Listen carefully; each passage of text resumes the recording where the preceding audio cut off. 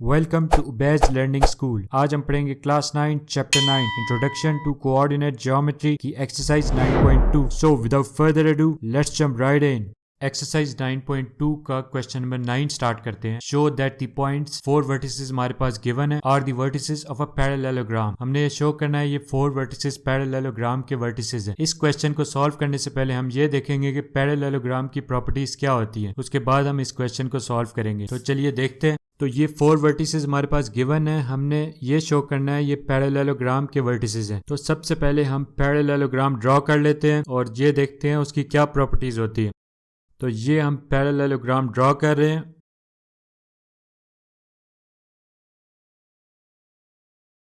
तो ये हमारा पैरेललोग्राम ड्रॉ हो गया है। तो अब हमने ये देखना है, तो इसकी एक प्रॉपर्टी ये होती है कि इसकी ऑपोजिट साइड्स इक्वल होती है। ये वाली लाइन और ये वाली लाइन, ये दोनों लाइंस एक दूसरे के ऑपोजिट हैं, इसीलिए ये दोनों इक्वल हैं। और इसी तरह से ये वाली लाइन और ये वाली, ये दोनों भी एक दूसरे की ऑपोजिट हैं, इसलिए ये दोनों भी इक्वल हैं। इसको ए कह दें, बी, सी और डी। तो ये देखिए अब हमारी इक्वेशन क्या बनेगी पैरेललोग्राम की। ये ए और बी का जो डिस्टेंस है, सबसे पहले हम इसको लिखेंगे A B is equal to, ये किसके इक्वल है, ये इक्वल है सी और डी के डिस्टेंस के, क्योंकि सी डी जो लाइन है वो इसके ऑपोजिट है और ऑपोजिट लाइंस इक्वल होती हैं पैरेललोग्राम में। ये एक इक्वेशन बन गई। दूसरी इक्वेशन क्या बनेगी, ये जो बी और सी का डिस्टेंस है इसको लिखेंगे बी सी। ये किसके इक्वल है, ये इक्वल है ए डी के डिस्टेंस के, क्योंकि ये दोनों भी एक दूसरे की ऑपोजिट हैं। तो ये हमारी 2 इक्वेशंस बनती हैं पैरेललोग्राम की। तो अब हमें समझ आ गई है। अब हम क्वेश्चन की तरफ चलते हैं। तो ये जो 4 वर्टिसेस है हमारे पास, पहले इन वर्टिसेस को हम ग्राफ पे प्लॉट कर लेते हैं, तो उसके बाद हम देखेंगे इसकी इक्वेशंस ड्रॉ करेंगे। तो इनको सबसे पहले हम ऊपर ले जाते हैं, ग्राफ पे प्लॉट करते हैं। तो ये हमने ऊपर ले गए। अब हम ग्राफ पे प्लॉट करेंगे। तो फर्स्ट पॉइंट एम है जिसके कोऑर्डिनेट्स -1 और 4 है। एक्स एक्सिस पे -1 है, -1 लेफ्ट पे होता है ये वाला, और वाई एक्सिस पे 4 है। 4 जो है वो ऊपर होता है वाई एक्सिस का, वो यहाँ पर है। अब इनको कनेक्ट कर लेंगे। ये -1 से लाइन सीधी ऊपर जाते हुए इस 4 से जाके इस पॉइंट पे मीट कर रही है, तो यही इन दोनों का पॉइंट बन जाएगा -1 4। और ये हमारा फर्स्ट पॉइंट है, इसका नाम है m। इसी तरह आप सेकंड पॉइंट को प्लॉट करेंगे n को, जिसके कोऑर्डिनेट्स -5 और 3 है। तो x एक्सिस पे -5 है, वो लेफ्ट पे होता है, और y एक्सिस पे 3 है, 3 ऊपर होता है। अब ये देखें -5 से स्ट्रेट ऊपर जाते हुए इस पॉइंट पे ये 3 से मीट कर रही है, तो यही इन दोनों का पॉइंट बन जाएगा -5 और 3। और इसको हम n कह देते हैं। अब थर्ड पॉइंट P को प्लॉट करेंगे। इसके कोऑर्डिनेट्स 1 और -3 है। तो x एक्सिस पे 1 है, 1 यहाँ पर होता है, और y एक्सिस पे -3 है, -3 नीचे है। अब ये 1 से स्ट्रेट लाइन नीचे आते हुए इस पॉइंट पे ये -3 से मीट कर रही है, तो यही इन दोनों का पॉइंट बन जाएगा 1 और -3, और इसको हम P कह देंगे। अब लास्ट पॉइंट को प्लॉट करेंगे Q को। इसके 5 और -2 है, तो x एक्सिस पे 5 है, तो 5 x एक्सिस का यहाँ पर है, और y एक्सिस पे -2 है, -2 इसका नीचे है। तो ये 5 से नीचे जाते हुए इस पॉइंट से -2 से ये मीट कर रही है, तो यही इनका पॉइंट बन जाएगा। अब ये चारों पॉइंट्स हमने प्लॉट कर लिए हैं। अब हम लाइंस ड्रॉ करेंगे और पैरेललोग्राम ड्रॉ कर देंगे। तो अब हम लाइन से पैरेललोग्राम ड्रॉ करते हैं, कनेक्ट करते हैं इनको डॉट्स को आपस में।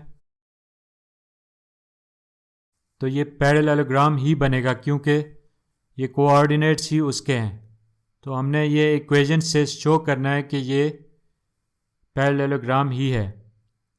तो ये हमने ड्रॉ कर लिया है। अब हमने इक्वेशंस लिखनी है इसकी। इसकी इक्वेशन सबसे पहले क्या बनेगी, ये देखें, ये m और q का जो डिस्टेंस है लाइन, सबसे पहले इसको लिखेंगे mq।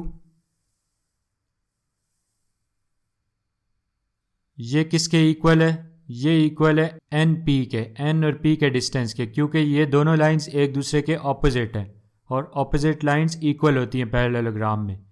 ये एक इक्वेशन बन गई। सेकंड इक्वेशन क्या बनेगी, सेकंड बनेगी ये P और Q का जो डिस्टेंस है PQ, ये किसके इक्वल है? ये इक्वल है N और M के डिस्टेंस के। PQ is equal to NM, क्योंकि ये दोनों लाइंस भी एक दूसरे के ऑपोजिट हैं। तो ये 2 इक्वेशंस हमारे पास बन गई। अब इन दोनों को सॉल्व करेंगे डिस्टेंस फार्मूला से। तो सबसे पहले इन इक्वेशंस को हम नीचे ले जाते हैं, तो नीचे लिख लेते हैं इन इक्वेशंस को। तो ये हमने इक्वेशंस भी लिख ली है और डिस्टेंस फार्मूला भी लिख लिया है। तो इस इक्वेशन को राइट पे ले जाते हैं। जो सबसे पहला डिस्टेंस फार्मूला हमने जो फाइंड करना है वो MQ का करना है। तो सबसे पहले M और Q को मार्क कर लेते हैं।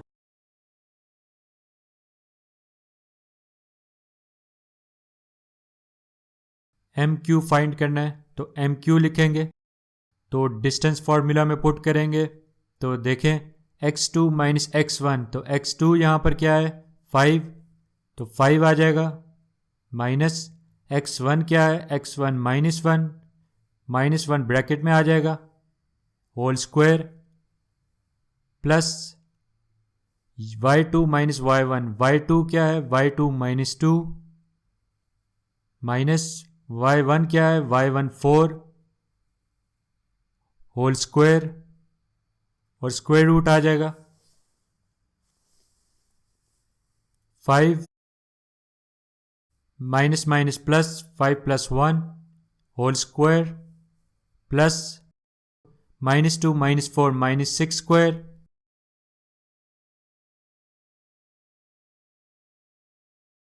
तो 5 + 1 6 स्क्वायर आ जाएगा, प्लस इसको नेक्स्ट स्टेप में सॉल्व कर लेंगे उसके साथ ही। तो 6 स्क्वायर 36 प्लस -6 का स्क्वायर भी 36 होता है, माइनस माइनस प्लस, तो 36 + 36 स्क्वायर रूट के अंदर आ जाएगा, और 36 + 36 72 होता है, तो 72 स्क्वायर रूट के अंदर।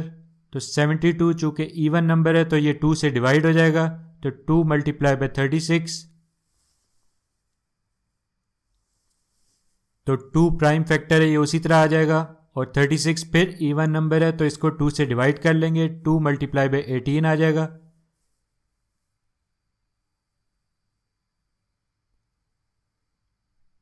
तो ये देखें 2 × 2 को 2 स्क्वायर लिख लेंगे, मल्टीप्लाई बाय 18 इवन नंबर है 2 से डिवाइड हो जाएगा, 2 9 = 18, तो 2 स्क्वायर उसी तरह आ जाएगा, मल्टीप्लाई बाय 2 भी उसी तरह आ जाएगा, और 9 को हम लिख देंगे 3 × 3,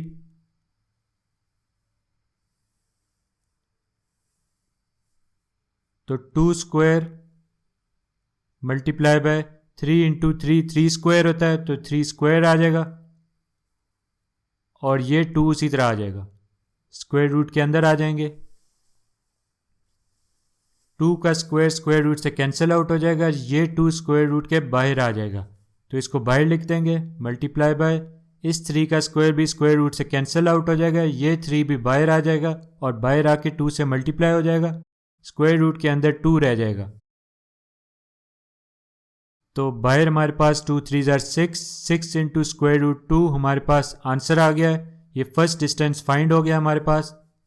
ये किसका डिस्टेंस है? MQ का।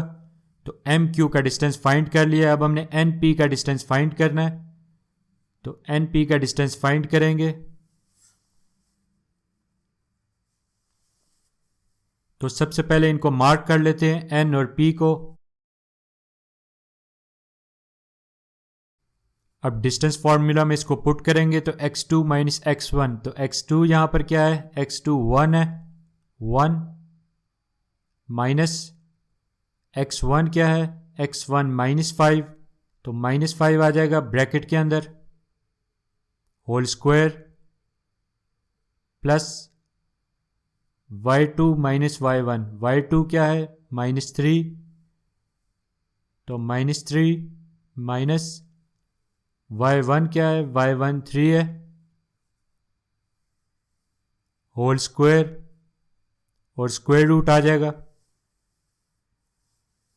1 minus minus plus 1 + 5 whole square plus -3 ये उसी तरह लिख लेंगे। नेक्स्ट स्टेप में इसको सॉल्व कर लेंगे। 1 + 5 6 स्क्वायर प्लस -3 6 स्क्वायर और स्क्वायर रूट आ जाएगा। 6 का स्क्वायर 36 प्लस -6 का स्क्वायर 36 प्लस 36, तो स्क्वायर रूट के अंदर आ जाएगा 36 प्लस 36 72, और ये 72 स्क्वायर रूट का हमने ऊपर सॉल्व किया था। तो ये देखें, ये स्क्वायर रूट 72 था, इसको सिंप्लीफाई किया था हमने। आगे सिंप्लीफाई करके इसको ये सिंप्लीफाइड वर्जन आया था इसका 6 × स्क्वायर रूट 2। तो स्क्वायर रूट 72 को हम डायरेक्टली ये लिख देंगे 6 × स्क्वायर रूट 2। दोबारा सॉल्व करने की ज़रूरत नहीं है, इसका आंसर भी यही आएगा 6 × स्क्वायर रूट 2। तो ये सेकंड डिस्टेंस हमारा फाइंड हो गया है। तो ये फर्स्ट इक्वेशन हमारी सॉल्व हो गई है। एम क्यू और एन पी की वैल्यूज़ हमने फाइंड कर लिए। तो ये एम क्यू था हमारे पास, उसकी वैल्यू थी 6 × स्क्वायर रूट 2, और इसी तरह से एन पी ये हमारे पास, इसकी वैल्यू भी 6 × स्क्वायर रूट 2 थी। तो दोनों की वैल्यू सेम है, इसका मतलब है ये इक्वेशन हमारी ट्रू हो गई है। तो सेकंड इक्वेशन अब देखेंगे, फर्स्ट इक्वेशन हमारी ट्रू हो गई है। सेकंड इक्वेशन में अब देखेंगे, सबसे पहले हम किसको करेंगे, पी और क्यू को। तो सबसे पहले पी क्यू का डिस्टेंस फाइंड करेंगे। तो इनको मार्क कर लेते हैं, पी और क्यू को।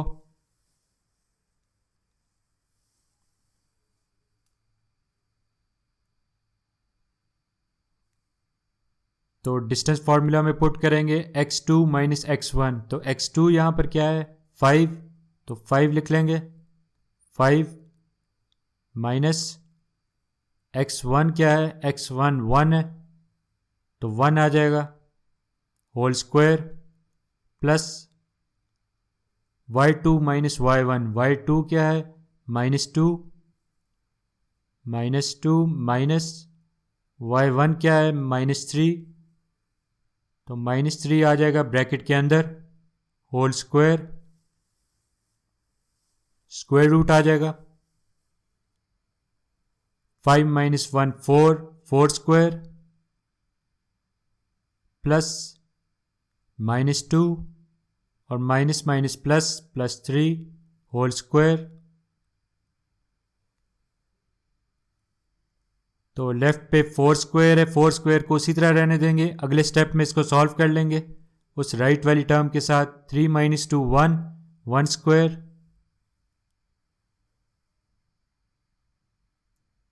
तो 4 square 16, 16 plus 1 square 1,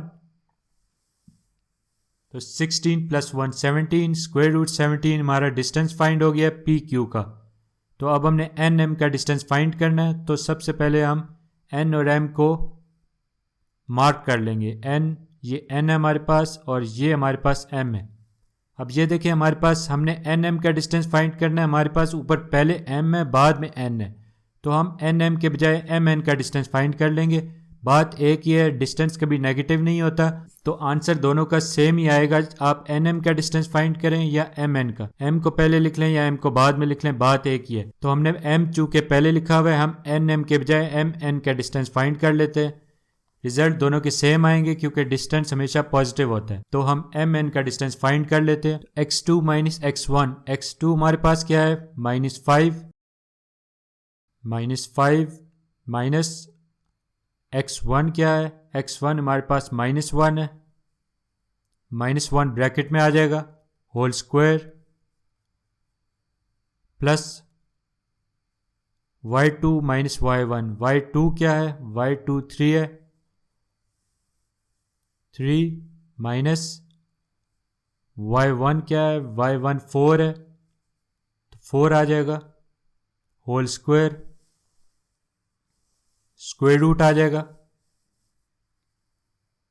-5 minus plus 1 whole square plus 3 - 4 -1 square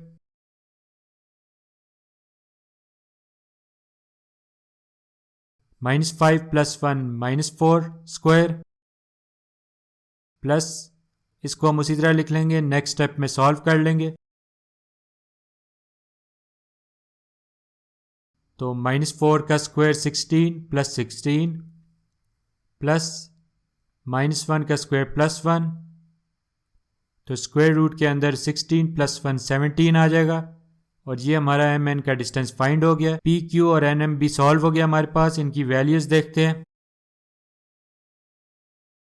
तो ये देखें, ये हमारे पास पी क्यू है, इसकी वैल्यू स्क्वायर रूट 17 थी और इसी तरह से हमारे पास ये एम एन है और एम एन की वैल्यू भी हमारे पास स्क्वायर रूट 17। तो ये भी हमारी इक्वेशन ट्रू हो गई है। दोनों इक्वेशन हमारे पास ट्रू हो गई है। इसका मतलब है कि ये पैरेललोग्राम हमारा शो हो गया।